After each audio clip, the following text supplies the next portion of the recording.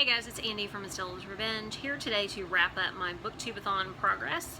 I also participated in the 24 and 48 readathon, and here we go. So I did not read as much as I would have liked Story of My Life for readathon participation. First, I finished issues 5 and 6 of Toil and Trouble by Margaret Scott and Kelly Nicole Matthews. This was a fabulous comic series. It is not a retelling, it's almost a reimagination of the story of Macbeth. The three witches, or the three fates from that play the main role in this series. They control Scotland's leadership, and two of the sisters are kind of at each other's throats. They've got a lot of baggage between them. One of them was banished and then comes back into the fold, and she is bound and determined that Macbeth is going to get that throne, come hell or high water.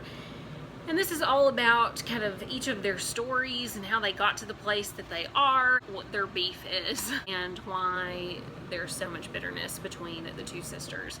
These witches, these fates, are badass, and I liked this way more than the actual play, Macbeth. It was the one that when I read it in high school was really kind of underwhelmed. So this was a great improvement for me. As I planned, I also read Aya by Marguerite Aboué and Clement Ubreri, and it was fantastic. It is about a young woman named Aya on the Ivory Coast of Africa in the 70s, and it's about her and her friends. It's sort of a lighthearted, melodramatic type of teen story. Her friends are fairly boy crazy.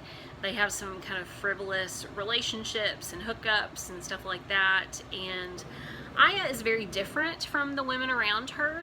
She wants to be a doctor, she's very ambitious and motivated, and of course her family members, the men in her life at that point in time, say that she just has a head full of dreams and she should give it up and all of that, but Aya is really determined. And it's interesting to read the foreword of that book by the author. A lot of readers will wonder if such a story could take place in Africa, because we're used to stories of tragedy and famine and violence. Sure, that's the one story, as Chimamanda Ngozi Adichie might say, but this is not like that. You know, this was the Ivory Coast in the 70s. It was a lot different. That part of the continent was experiencing a boom, and it's a very realistic story for that time. Unfortunately, the Ivory Coast is not experiencing that boom anymore, but the author said this could have happened in Africa in this area at this time. So it was stripped of a lot of the same old stereotypes, those one story kinds of elements that we might normally see. So very good. Rated that one 4 or 5 stars, I can't remember. I did rate Toil and Trouble 4 or 5 stars as well. Star ratings run together.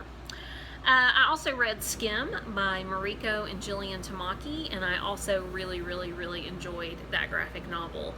It is about a girl named Skim. She's full of kind of typical teenage angst. She's dealing with her sexual preference and identity. She is possibly getting into something with a teacher. I won't give you more details than that. There is a suicide at her high school. So there's lots of LGBTQ plus issues. There are, you know, typical kind of teen feelings and issues to work through. But the Tamaki's artwork plus the storytelling is always so sensitive, so realistic, angsty without being over the top. It just feels real and deep and beautiful, and I really enjoyed Skim. I also read Beautiful Darkness by Fabian Bellman and Kara Scott. I'm probably saying that wrong, but this was whoa. This was one of the books that I was most looking forward to wrapping up and talking about. It's fucked up, y'all. This book is about a colony, more or less, of these little creatures that live in the body of a dead girl. Yeah, you heard me. They live in the corpse, the rotting corpse of a dead girl, and there's one little thing, one little individual creature that is very good-hearted. She wants to help everyone else in her community, make sure that they are fed and loved and housed and all that. And the people around her, the little creatures around her, are little shits. Like, they are ungrateful, conniving little boogers.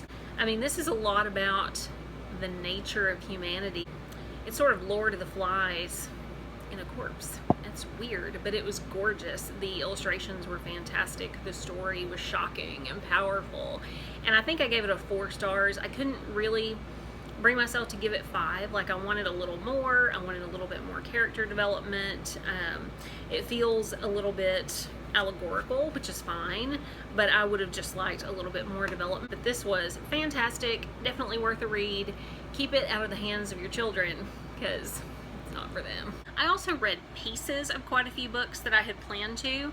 I read about half of Howl's Moving Castle, and I love it so far. It is so magical, so delightful, just very much in that kind of Terry Pratchett vein. It kind of scratches that itch for me, and so I cannot wait to read the rest of it. I will let you know what I think. I also read a big chunk of The Fireman by Joe Hill. I don't know exactly how far into this I am. The Booktubeathon went a little bit downhill for me as the week went on. On Wednesday, I was under the weather. I mentioned this in a previous post. So I was pretty worthless on Thursday and Friday. And then by the time Saturday and Sunday rolled around, I had eye strain. I was just tired. I was kind of burned out on reading. And so I did switch over to the Fireman audiobook. And I have to say, it's going really, really well. I had a 2-week checkout on this. It's due back to the library on the 28th, and so I will finish this out on audio. I am very much involved, very much sucked in. It is a very fast-paced book, very thrillery, not so much horror-y that you might expect from Stephen King or Joe Hill, but I am loving it. I also listened to a couple of hours of Lab Girl by Hope Jaron, and if it keeps going the way it's going now, I will definitely do a review of that book. It is beautiful. Pop science, memoir, all mixed together, beautiful writing, wonderful reading voice that the author has, and so I cannot wait to finish it and tell you more about that. So I completed I only completed 4 books for Booktubeathon, and they were all graphic novels. But I am generally terrified of chunksters, and so I am proud to have made a lot of progress on this. I would say I'm at least halfway through, maybe a little bit more, and we'll probably finish it up this week. And I'm probably about the same distance through Lab Girl and Howl's Moving Castle. So for someone who's been in a slump, who's had a hard time reading lately, that's really good progress. I'm really happy with that. And I'm glad that I had Booktubeathon and 24 and 48 to give me a reading boost that I really needed. So I hope y'all are having a great week. I will see you soon.